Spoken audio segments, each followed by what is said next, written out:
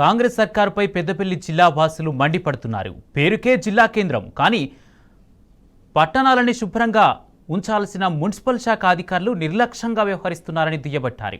ఇక స్వచ్ఛతపై సమరం పేరుతో సుభాష్ నగర్లో రోడ్డు వెడల్పు పనులు చేపట్టారు. గత 20 రోజుల క్రితం నాలాలను జేసీబీలతో కూల్చివేసిన మున్సిపల్ సిబ్బంది ఇప్పటి వరకు మరమ్మతులు చేయడం లేదని ఆవేదన వ్యక్తం చేస్తున్నారు. మురుగునీరు నిలిచిపోవడం వల్ల దుర్గంధం, దోమలతో ఆసుపత్రుల పాలవుతున్నామని అధికారులు ఇప్పటికైనా స్పందించి నాలా పనులు త్వరగా పూర్తి చేయాలని సుభాష్ నగర్ కాలనీ వాసులు డిమాండ్ చేస్తున్నారు.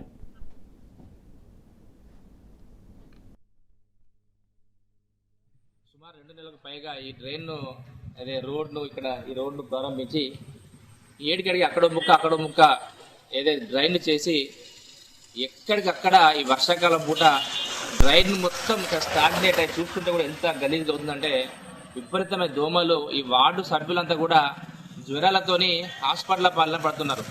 మున్సిపాలిటీ మాత్రము అసలు దీన్ని పట్టించుకున్న మున్సిపాలిటీ అధికారులు పట్టించుకున్న పాపాన లేదు.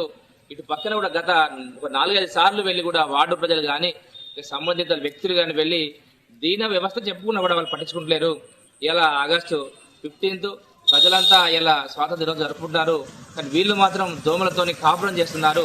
మరి వీటి పరిస్థితి ఏంటి అంటే మున్సిపల్ అధికారులు మాత్రం వాళ్ళకు నిమ్మకు నీరెత్తినట్టు ఇంకా అటుపక్కనైతే ఇంకా ఈ అసలు డ్రైన్స్ ప్రారంభించలేదు, ఎక్కడికక్కడ మోర్లు కూడిపోయారు.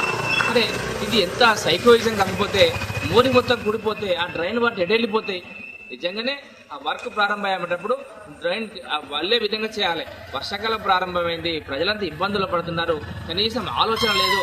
ఇంకా రోజుకు ఫోటోలు పెట్టి ట్విట్టర్లో పెడతారు, మేము ఏదైతే 100 రోజులని ఈ విధంగా చేస్తున్నాం స్వచ్ఛత.